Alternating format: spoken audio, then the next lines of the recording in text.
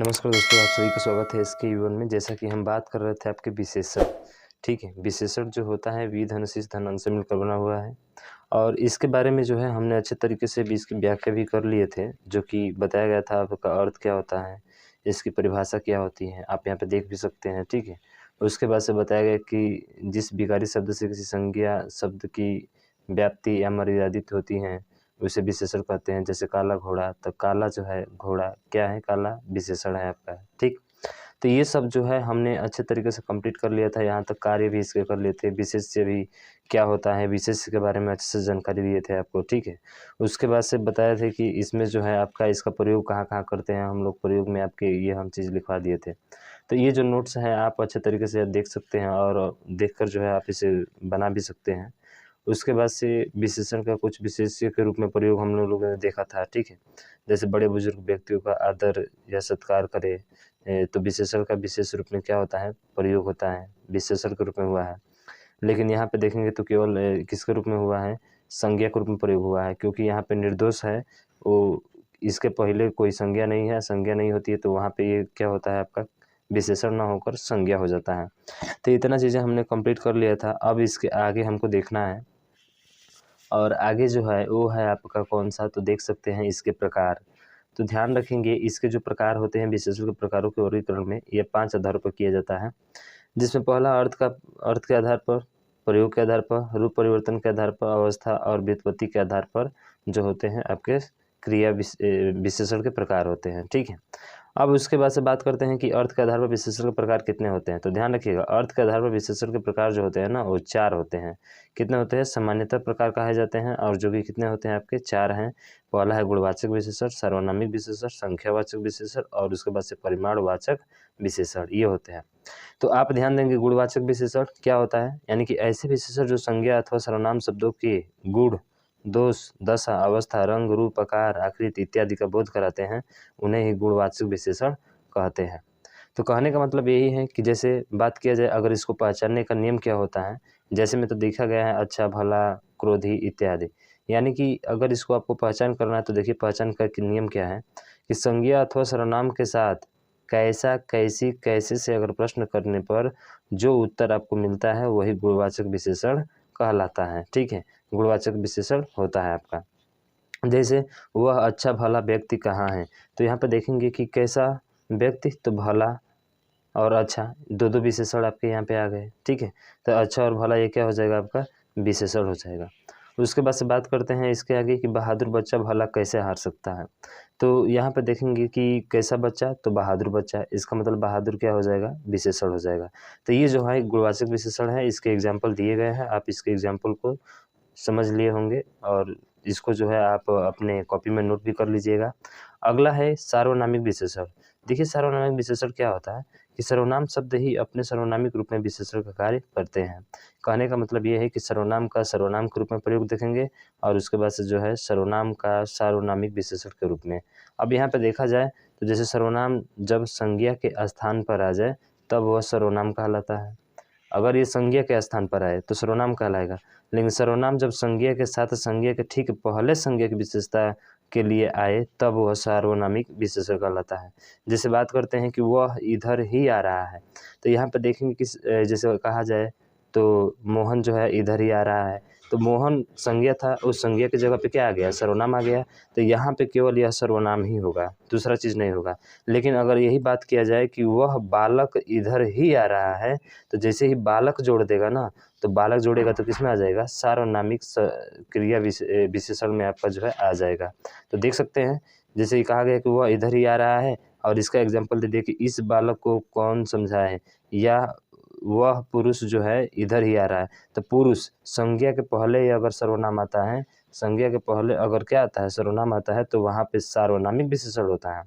अगर संज्ञा के पहले अगर नहीं सर्वनाम आता है तो वहाँ पे केवल ये सर्वनाम ही होता है, सार्वनामिक नहीं होता है।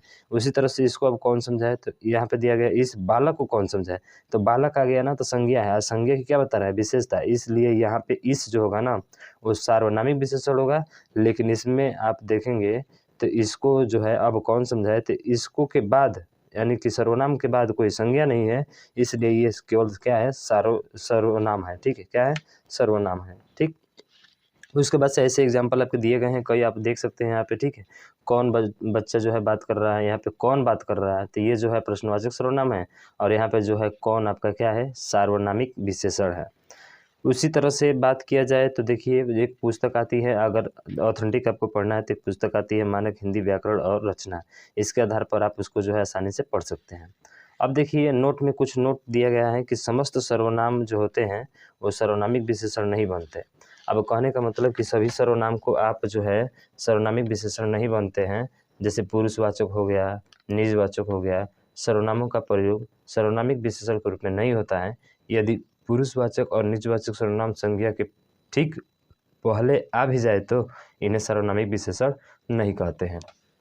अब क्यों नहीं कहते हैं, तो जैसे इसके आगे जो है हम बात कर लेते हैं आपके, जैसे यहाँ पे दिया गया है कि वरन उन्हें संज्ञा के समानाधिकरण शब्द कहते हैं। जैसे कि मैं अमरेंद्र बाहुबली राजमाता शिवगामी देवी को साक्षी मानकर शपथ लेता हूँ या खाता हूँ, तो यहाँ पे संज्ञा तो है, संज्ञा के पहले सर्वनाम भी है, बशर्ते यहाँ पे ये जो है आपका विशेषण नहीं होगा सार्वनामिक, बल्कि यह सर्वनाम के रूप में प्रयोग होगा। ठीक है, तो इस चीज़ को भी ध्यान रखिएगा।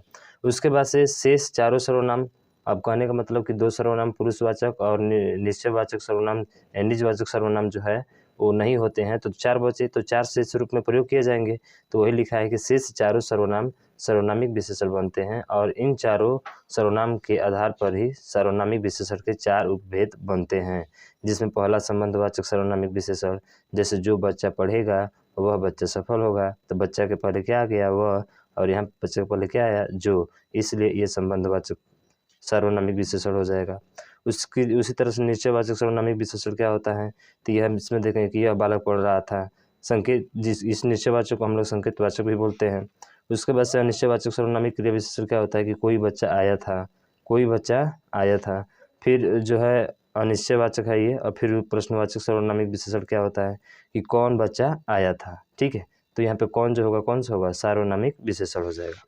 उसके बाद से बात करते हैं संख्यावाचक विशेषण 2 भेद हैं, और परिमाणवाचक विशेषण के भी 2 भेद हैं, इसके भी 2, इसके भी 2। तो इसके निश्चित वाचक और अनिश्चित दोनों होगा, और इसके लिए भी निश्चित अनिश्चित दोनों होगा, जो कि मैंने इस वीडियो में आपको बताया हुआ है। आप आगे जो है इस वीडियो में देख सकते हैं, ये पूरा इसकी व्याख्या आपको दी गई है। ठीक है, तो गणनावाचक में 1 2 3 करके आ जाएगा, संख्या आएगी। फिर से क्रमवाचक में चलेंगे तो प्रथम द्वितीय तृतीय, और इसी को पहला दूसरा तीसरा भी लिखा जा सकता है। उसी तरह से समुदायवाचक है, तो समुदायवाचक में अकेला, दोनों, तीनों आ जाएंगे आपके। ठीक है, फिर आवृत्तिवाचक में 2 गुना, 3 गुना, 4 गुना। ठीक है, उसके बाद से प्रतीकवाचक में हर, प्रत्येक और हर एक।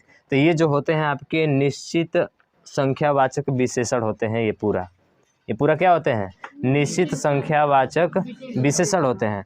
और इधर दिया गया है समस्त, सब, सकल, पूरा, सारा, तमाम। क्या इसमें आप बता सकते हैं कि कितने की बात हो रही है? नहीं बता सकते, नहीं बता सकते। हाँ, सकल सब उसी में आ जाता है। ठीक है, हाँ नहीं उसके बाद से, हाँ चलिए, उसके बाद से कोई, कुछ, थोड़ा, कम, ज़्यादा, बहुत, अधिक। उसके बाद से नाना, अनेक, फलाना और वगैरह आदि अमुक। ठीक है, हाँ कहते हैं ना कि वगैरह वगैरह, फलाना वलाना से। ठीक है, इस तरह से।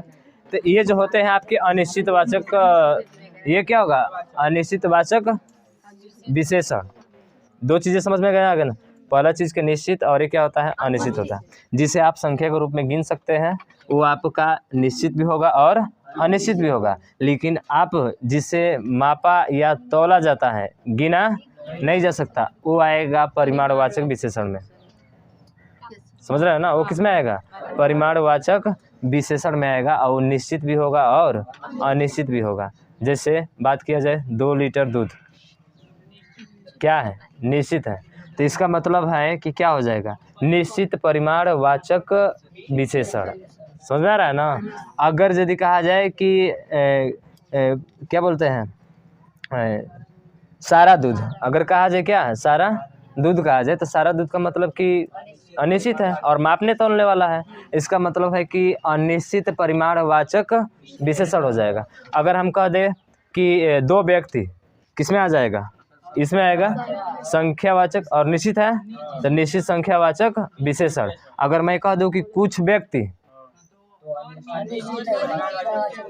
हाँ, अनिश्चित संख्यावाची विशेषण, क्योंकि व्यक्ति को आप मापा तोला जो है नहीं कर सकता है ना।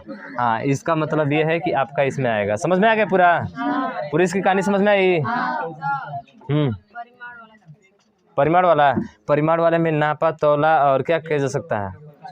वही ठीक है, नापा तोला जोखा वही आ जाएगा आपका, जिसे हम लोग नाप माप और तौल सकते हैं। तो जो नाप माप और तौल सकते हैं उसको हम लोग परिमाणवाचक विशेषण देते हैं। जैसे अभी हमने कहा पानी, हमने कहा एक बार 2 लीटर पानी, और हमने एक बार कहा कुछ पानी या थोड़ा पानी।